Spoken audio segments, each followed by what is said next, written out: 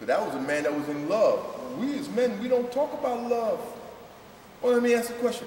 How many men in the room, whether it be your wife or your partner, your girlfriend, you would say you're in love? If you're in love, please raise your hand.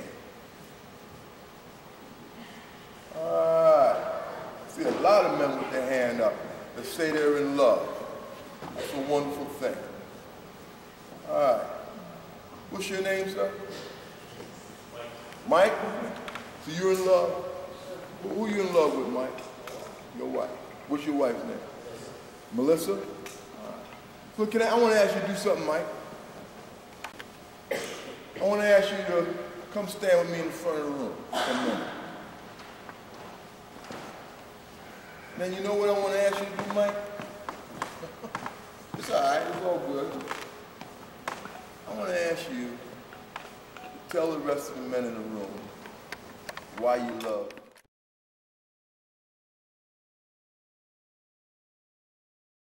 What would it be like if you heard men talk like that on a regular basis? Now, I'm not saying your dad or the men in your family don't, but I'm talking about the men around you in other places. What would it be like if you heard men talk like that on a regular basis? I feel embarrassed. You would feel embarrassed because you're not used to it, all right? But let's say it was on a regular basis where you were used to it. Be more open with your emotions. Excuse me? You wouldn't know the difference, right? So you wouldn't be embarrassed because you wouldn't know the difference. Tell me about the benefit. Talking to your young men in the room. Tell me about the benefit if that's the way you heard men. What do you think would be the benefit in your own experiences if that's the way you heard men talk on a regular basis? And I'm not saying that you don't, because some of you may very well. But let's think of your friends and young men in general.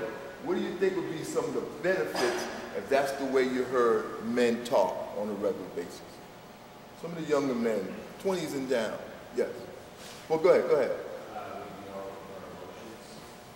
Be more open to your own emotions. That's correct. Other young men. If that's what you heard from us, and what Mike shared somehow became the norm, what would that do for you? Excuse me? Less criticism. If you are like expressing your feelings and emotions, because it's become what? One of you said it earlier. It's become the norm.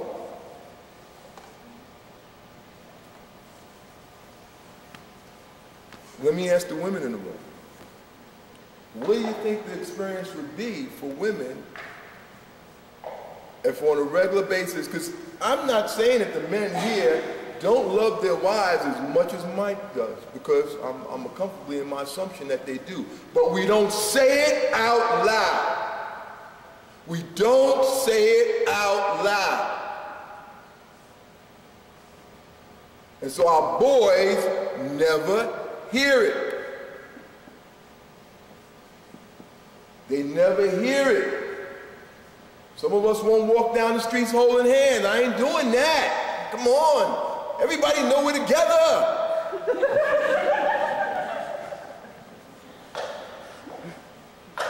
Our boys don't hear it. They hear about those movies up there. They hear about those video games. They hear about how much we love sports, but they don't hear us talk about love. These guys, are they relying on that? Are they relying on the rest of us not to talk about love? How does not talking about love benefit the position of these guys? Okay? Let me hear from some of the women.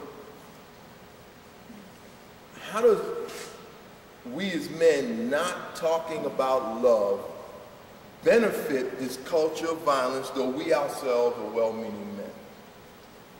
Some thoughts from women. We don't have to expect it, right? Women don't have to? Well, we wouldn't be, it wouldn't be expected of these men. It's not expected. To be open. Mm-hmm.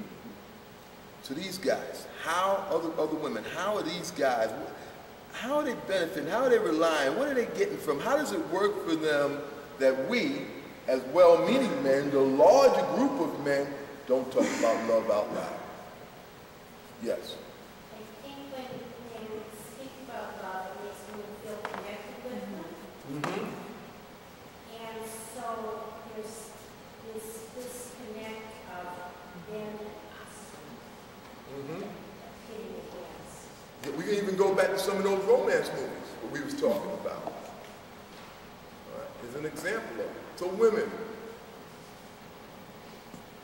we as men, not openly talking, publicly talking about love.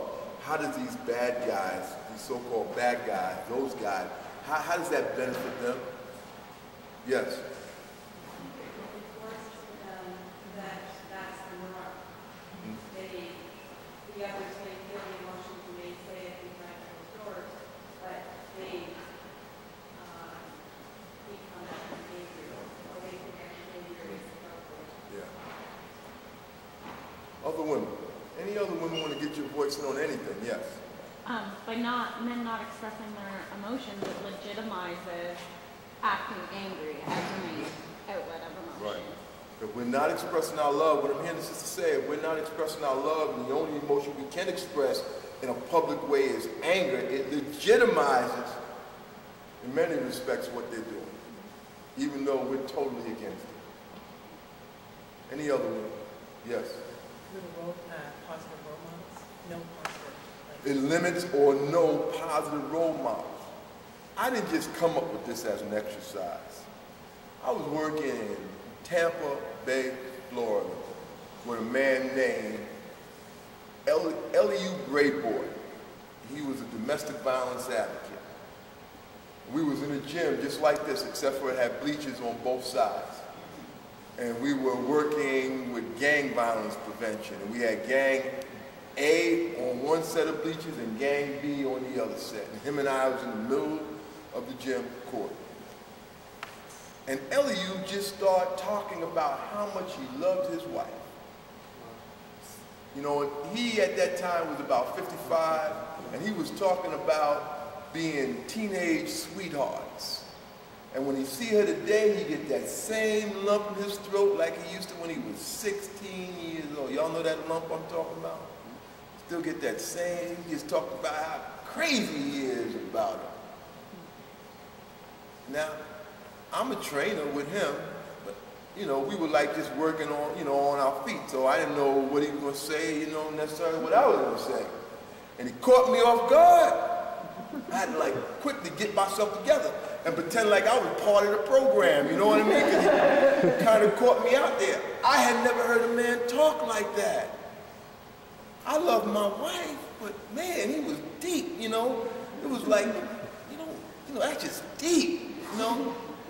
And the boys, they were just all fidgety. You could just see them on both ends was all fidgety. But then he started capping it off by talking about just how we as men, you know, just everything we just shared about how we as men have been socialized, you know, to contain that, not to share that with each other, the beauty of that. And it just rang so true to me, I've never forgotten it. I work a lot with the NFL, with most of the teams. And I do that exercise all the time. Bring one of the players up, one of the big, tough guys. Bring him up to the front of the room. Talk about his love for his wife. And I tell you, it just like leaves the rest of those, usually 50, 60 guys in the room, just,